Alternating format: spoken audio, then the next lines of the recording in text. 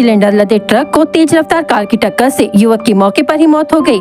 एक युवक गंभीर रूप से घायल हो गया है। यह घटना वर्ठी मार्ग पर दाभा में प्रातः करीब 3 बजे हुई। हादसा इतना भीषण था कि कार का अगला हिस्सा क्षतिग्रस्त हो गया। मृतक का नाम वर्ठी निवासी भूषण काल बांदे उम्र 32 वर्ष है और रजा पठान उम्र 30 वर्ष गंभीर रूप से घायल है। भूषण और उसका दोस्त रजा एक दोस्त की जन्मदिन की पार्टी में भंडारा आए थे। देर रात पार्टी खत्म होने के बाद वे वर्ठी लौट रहे थे, लेकिन जैसे ही उन्हें एहसास हुआ कि वह कुछ भूल गए हैं, वह वर्ठी से फिर भंडारा के लिए निकल पड़े। उसी दौरान दाभा मोड़ पर सिलेंडर लदे ट्रक को टक्कर मार दी। कार का अगला हिस्सा चकनाचूर हो गया। हादसे में प्रियंका ज्वेलर्स के संचालक भूषण कालबांदे की मौत हो गई, जबकि रजा गंभीर रूप से घायल हो गए। हादसे की जानकारी मिलने पर वर्ठी पुलिस मौके पर पहुंची और मृतकों और घायलों को अस्पताल पहुंचाया।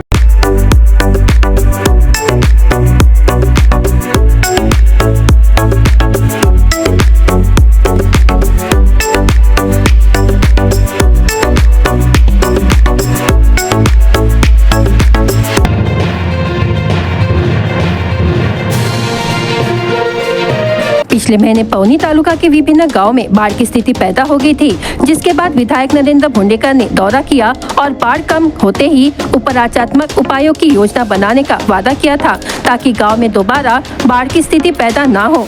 नरेंद्र भोंडेकर फिर एक बार बाढ़ प्रभावित गांव पहुंचे और ग्रामीणों से बातचीत करते हुए नागरिकों से चर्चा की। बाढ़ की स्थिति दोबारा न हो, इसके लिए क्या उपाय किए जा सकते हैं, इस विषय पर पौनी स्थित तहसील कार्यालय में एक बैठक आयोजित कर तहसीलदार को निर्देश दिए कि गांव की नालियों को गांव के बाहर मोड़ने या उन्हें गहरा करने जैसी समाधान योजना बनाई जाए। पिछले महीने भारी बारिश के कारण पौनी तालुका के ग्रामीण इलाकों में कई गांव जलमग्न हो गए और खेत जलमग्न हो गए। नरेंद्र भोंडेकर मुंबई से सीधे पौनी पहुंचे और उन गांव का दौरा किया जहां पानी घुसा था। इसमें उन्होंने वाघबोड़ी पुल, वलनी, शिवनाला, आसगांव, मांगली, पौनाखुर्द, बोरगांव, भावड़ गांव का दौरा कर बाढ़ की स्थिति का निरीक्षण किया। इस दौरान ग्रामीणों ने अपना दुख भोंडेकर के समक्ष पेश किया।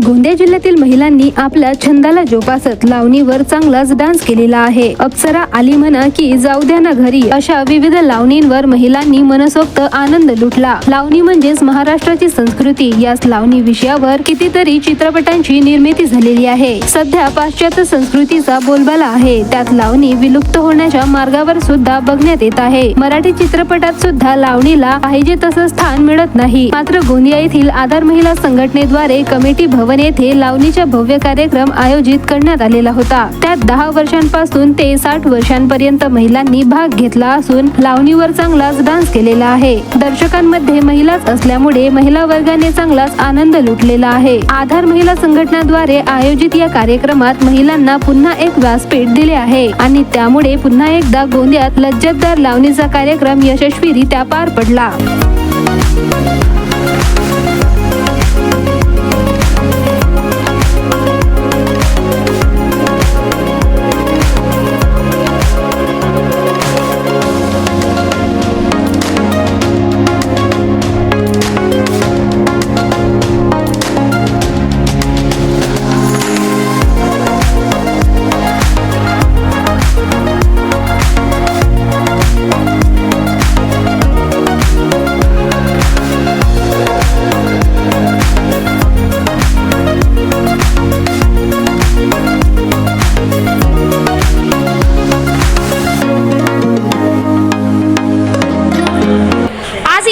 आधार महिला संघटन यांनी खूप चांगला प्लॅटफॉर्म आम्हाला दिला आहे आणि आमचा महिला आणि मुलींकरिता इथं जो प्लॅटफॉर्म इथं दिला त्यांनी, असं प्लॅटफॉर्म गोंदियाला खूप कमी लोक बनवतात आणि इथं आम्हाला परफॉर्म करून खूपच छान वाटलेलं आहे। खूप सारे महिला आणि मुलींनी इथं पार्टिसिपेट केलेला आहे आणि हा प्रोग्राम यावर्षी पहिल्यांदा झालेला आहे। आम्हाला खूप आनंद आलेला आहे। आम्ही सर्वांनी खूप इथं म्हणजे मिळून खूप एन्जॉय केलेला आहे।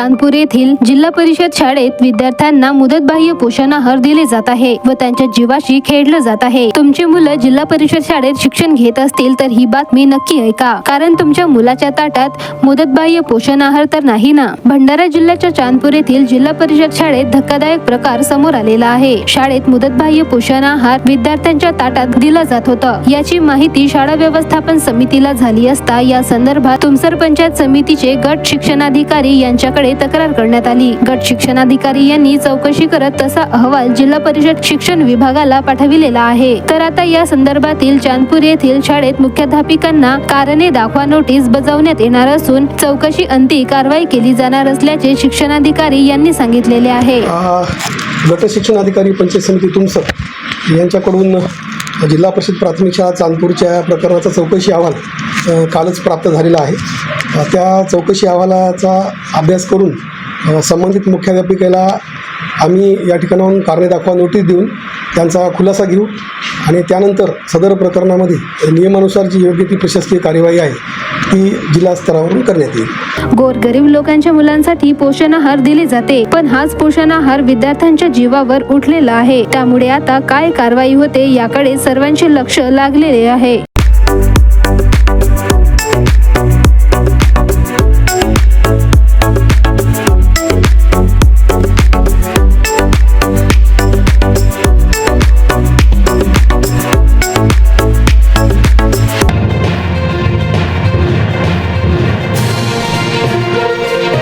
परिवहन मंडळाच्या एसटी बस वेळेवर येत नसल्याने आक्रमक शालेय विद्यार्थी थेट आगार व्यवस्थापनाच्या दालनात पोहोचले. तुमसर तालुक्यातील ग्रामीण भागातील विद्यार्थ्यांच्या प्रवासाचं एकमेव साधन असलेल्या एसटी बस अनियमित वेळेत गावात येत असल्याने विद्यार्थ्यांचे मोठे शैक्षणिक नुकसान होत आहे. त्यामुळे आंबागड, गायमुख, दावेझरी, रामपूर, ताडगाव येथे आक्रमक झालेले विद्यार्थ्यांनी शिवसेनेचे विभाग प्रमुख तथा स्वराज्य युवा एकता फाउंडेशनचे संस्थापक अध्यक्ष अमित मेश्राम यांच्या नेतृत्वात आगार व्यवस्थापकांकडे जाऊन आपला रोष व्यक्त केला. ग्रामीण भागातून शहरात जाण्यासाठी परिवहन मंडळाच्या एसटी बस हा एकमेव पर्याय शिक्षण घेणाऱ्या विद्यार्थ्यांसमोर आहे. तुमसर आगाराकडून अनियमित वेळेत एसटी बस गावात येत असल्यामुळे कमी गाड्या सोडल्या जात असल्याने विद्यार्थ्यांना मोठा मनस्ताप सहन करावा लागत आहे. तुमसर तालुक्यातील आंबागड, गायमुख, रामपूर, ताडगाव, दावेझरी या गावातील अनेक विद्यार्थी शिक्षण घेण्यासाठी येत असतात. त्यासाठी विद्यार्थ्यांना महाराष्ट्र मानव विकास बसने यावे लागते. या गाडीची 40 ते 50 विद्यार्थी दररोज वाट पाहत तात्कळत बसतात. त्यानंतर बस आल्यावर त्यामध्ये विद्यार्थ्यांसमवेत इतर प्रवाशीही बसतात. आधीच बस उशिरा आल्यामुळे विद्यार्थ्यांचे शैक्षणिक नुकसान झाले. परिणामी त्रस्त विद्यार्थ्यांनी आगार व्यवस्थापकाकडे आक्रोश व्यक्त केलेला आहे. विद्यार्थ्यांनी महाराष्ट्र परिवहन मंडळाच्या तुमसर आगार प्रमुखांसमोर आपल्या समस्यांचा पाढा मांडला. दरम्यान गट शिक्षणाधिकाऱ्यांच्या मध्यस्थीनंतर तसेच एसटी अधिकाऱ्यांच्या आश्वासनानंतर विद्यार्थ्यांना दिलासा मिळाला. एसटी मंडळाने ग्रामीण प्रवाशांसह विद्यार्थ्यांकरिता बसेसची संख्या वाढविण्याकडे लक्ष देण्याची मागणी शिवसेनेचे विभाग प्रमुख अमित मेश्राम यांनी केलेली आहे.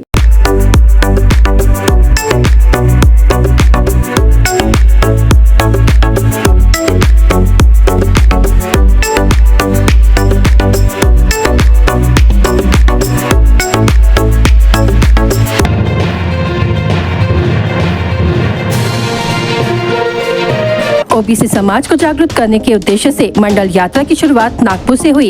यात्रा मंगलवार 7 अगस्त को भंडारा पहुंची। त्रिमूर्ति चौक में मंडल यात्रा का स्वागत किया। ओबीसी अधिकार मंच संघर्ष वाहिनी द्वारा मंडल यात्रा का आयोजन किया गया है। इस दौरान बताया कि ओबीसी की जात निहाय जनगणना की जाए, मराठाओं का ओबीसी से आरक्षण प्रदान नहीं किया जाए। इस समय ओबीसी सेवा संघ के जिलाध्यक्ष गोपाल सेलोकर, ओबीसी जनगणना परिषद के मुख्य समन्वयक सदानंद इल्मे, डॉक्टर बालकृष्ण सार्वे, भागीरथ थोटे, भैयाजी लांबट, डॉक्टर अविनाश नाने, प्रभाकर वैरागड़े, प्यारेलाल वाघमारे, पवन मस्के आदि उपस्थित थे।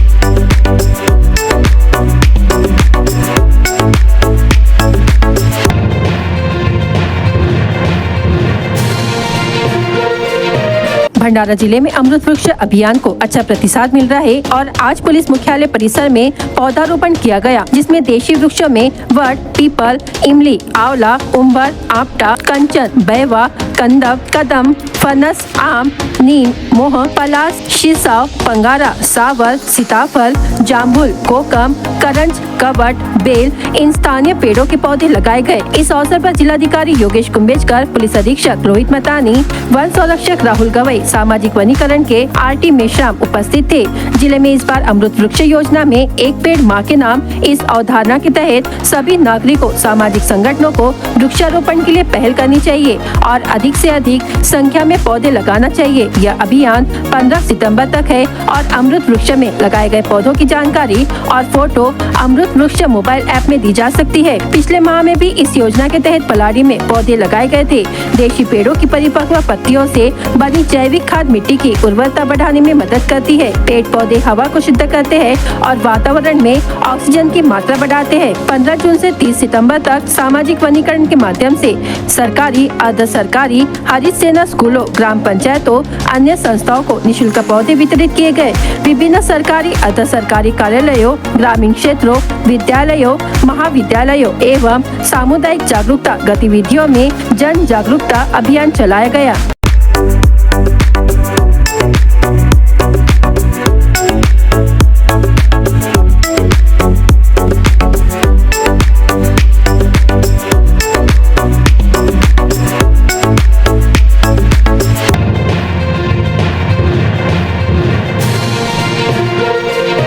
गोंदिया शहर के फुलचो निवासी सर्प प्रेमी सुनील नागपुरे उम्र 44 वर्ष की जहरीले कोबरा सांप के काटने से इलाज के दौरान मौत हो गई। गोंदिया शहर के पास फुलचुर का सर्प मित्र सुनील नागपुरे सांपों को पकड़कर उन्हें जीवन दान देने का काम कर रहा था।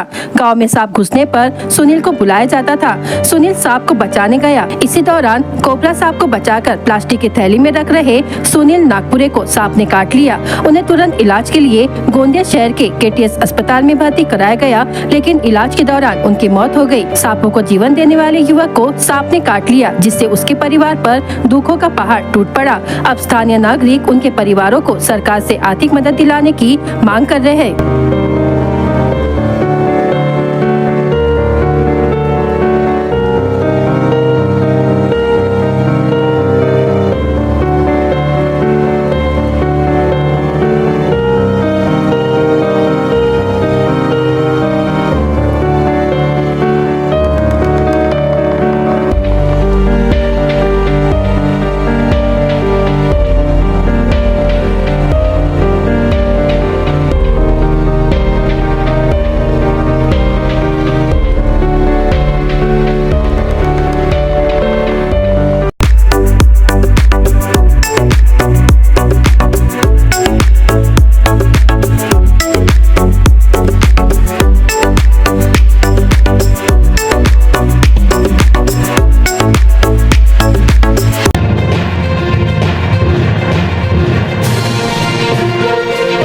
लोकसभा में भंडारा गोंदिया क्षेत्र से सदस्य डॉक्टर प्रशांत पडोले मंगलवार को संसद के मकर द्वार के बाहर स्वास्थ्य बीमा और जीवन बीमा पर जीएसटी वापस लेने की मांग को लेकर इंडिया अलायंस के विरोध प्रदर्शन में शामिल हुए।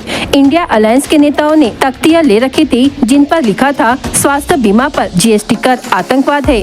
मोदी सरकार ने अपने बजट में हेल्थ और लाइफ इंश्योरेंस सेवाओं पर जीएसटी बढ़ा दिया है। इससे जनता को इन सुविधाओं के लिए ज्यादा खर्च करना पड़ेगा। मोदी सरकार के इस निर्णय के खिलाफ इंडिया गठबंधन के नेताओं ने संसद परिसर में प्रदर्शन किया। डॉक्टर प्रशांत पडोले के हाथ में जो तख्ती थी, उस पर मराठी भाषा में लिखा था, स्वास्थ्य और जीवन बीमा पर लगाया हुआ 18% जीएसटी हटा दे।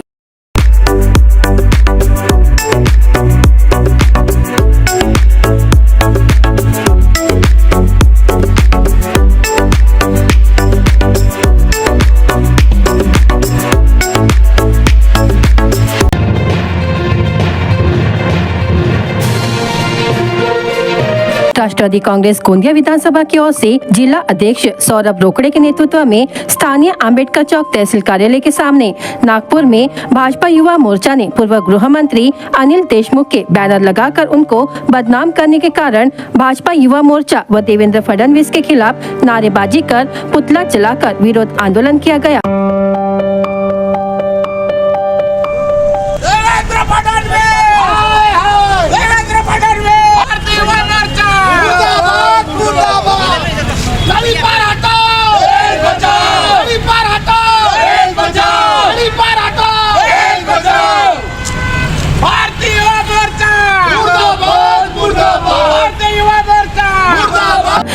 बीच जिला अध्यक्ष सौरभ रोकड़े, विधानसभा अध्यक्ष शेखर चामट, तहसील अध्यक्ष खोमेंद्र कटरे पर मामला दर्ज किया गया। सौरभ रोकड़े ने बताया कि अगर जिस पार्टी का गृह मंत्री तड़ीपार है और उनकी पार्टी हमारी पार्टी के नेता की छवि खराब करने की कोशिश करेगी तो इसी तरह आंदोलन जारी रहेगा। भारतीय जनता युवा मोर्चाकडून जे नागपूरमध्ये फ्लॅक्स बॅनर लावले होते त्याच्या विरोधामध्ये आम्ही आज गोंदिया राष्ट्रवादी काँग्रेस पार्टीतर्फे इथं निषेध म्हणून आज सर्व पार्टीकडून आम्ही मोर्चा इथं काढला।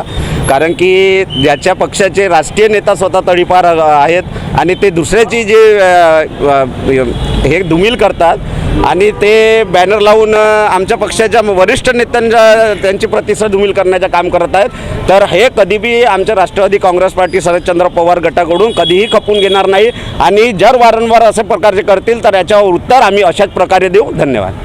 इस अवसर पर जिला अध्यक्ष सौरभ रोकड़े, तहसील अध्यक्ष खोमेंद्र कटरे, विधानसभा अध्यक्ष शेखर चामट, शहर अध्यक्ष अक्की अग्रहरी, किसान सेल जिला अध्यक्ष राहुल ढोमने, ओबीसी सेल जिला अध्यक्ष रुपेश मेंढे आदि उपस्थित थे। ये जो अनिल देशमुख साहब के विरोध में और उनकी छवि को धूमिल करने हेतु जो नागपुर में भारतीय जनता युवा मोर्चा द्वारा जो फ्लैक्स लगाकर उनकी छवि को धूमिल करने का जो प्रयास किया गया उसके विरोध में राष्ट्रवादी कांग्रेस पार्टी शरदचंद्र पवार द्वारा आज विरोध प्रदर्शन किया गया। और आपको बताना चाहते हैं कि जिस पक्ष के खुद के राष्ट्रीय नेता जिसको जो पूर्व राष्ट्रीय अध्यक्ष रह चुके हैं वो खुद जो तड़ीपार है और ऐसी पार्टी के युवा मोर्चा अगर राष्ट्रवादी के एक अच्छे नेता के ऊपर ऐसी उंगलियां उठाएगा तो राष्ट्रवादी कांग्रेस पार्टी कभी भी ये सहन करने वाला नहीं है और हमेशा भाजपा की जो नीतियां हैं उनके खिलाफ उनका जवाब ईंट का जवाब पत्थर से देगा। ऐसा मेरा आपको कहना है।